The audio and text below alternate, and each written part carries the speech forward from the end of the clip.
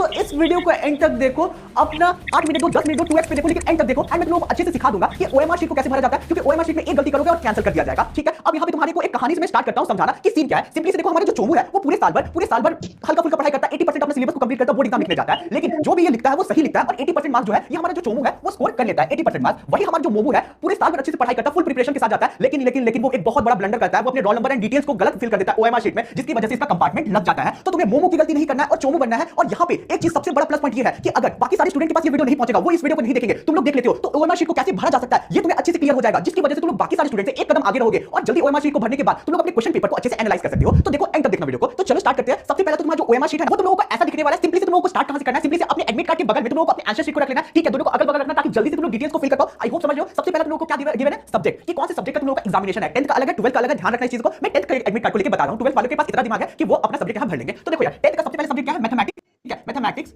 ठीक है, standard standard है तो स्टैंडर्ड डालना है, समझ रहे हो। यहां पे तुम लोग सिंपली लिख दोगे पूरा नाम। तो देखो तुम लोगों का एग्जामिनेशन है, 10th का अलग है, 12th का अलग है, ध्यान रखना इस चीज को। मैं 10th का एडमिट कार्ड को लेकर बता रहा हूं, 12th वालों के पास इतना दिमाग है कि वो अपना सब्जेक्ट यहां भर लेंगे। तो देखो यार, 10th का सबसे पहले सब्जेक्ट क्या है, मैथमेटिक्स। अगर तुम्हारा बेसिक है तो तुम लोगों को बेसिक डालना है, स्टैंडर्ड है तो स्टैंडर्ड डालना है, समझ रहे हो। यहां पे तुम लोग सिंपली लिख दोगे पूरा नाम मैथमेटिक्स। ठीक है, मैथमेटिक्स।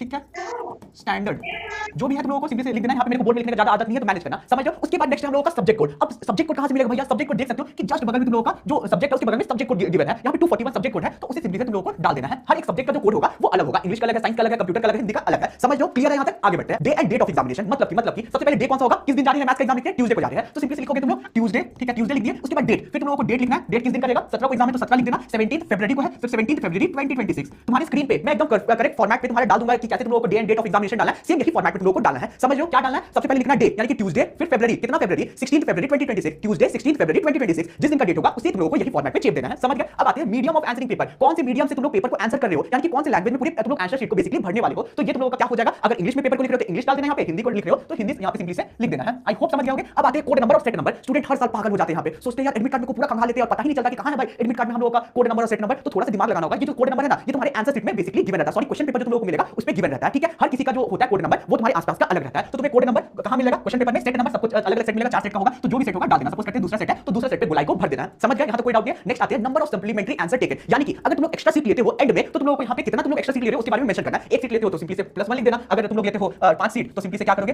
+5 लिख देना। लेकिन यहां पे क्या चाहिए कि तुम्हारा जो आंसर पेपर होगा वो इतना ज्यादा होगा, इतना बड़ा होगा कि तुम्हारा पेपर खत्म ही नहीं हो सकता, किसी का खत्म नहीं होता है, तो उसकी जरूरत नहीं पड़ेगी। क्लियर है। अब यहां पे है बेंचमार्क ऑफ डिसेबिलिटी। अगर तुम्हारे साथ कोई डिसेबिलिटी, अगर तुम लोग दिव्यांग हो तो नो यस कर देना, नहीं तो नो करना। ठीक है, नो पे टिक करना, नो लिख देना। क्लियर है। नेक्स्ट है code of disability as per admit card. तो तुम्हारे एडमिट कार्ड में अगर डिसेबिलिटी है तो उसका यहां पे कोड दिया होगा, देखो यहां पे, तो अगर कोड है तो डाल देना, नहीं है कोड तो मत डालना, कुछ भी छोड़ देना ब्लैंक। चलो नेक्स्ट है तुम लोगों का वेदर राइटर प्रोवाइडर। इसका मतलब यह है कि तुम्हारे आंसर शीट को क्या दूसरा बंदा आके लिख रहा है तो सबका नो होगा, तो यहां पे नो पे टिक कर दोगे ऊपर और सिंपली से नो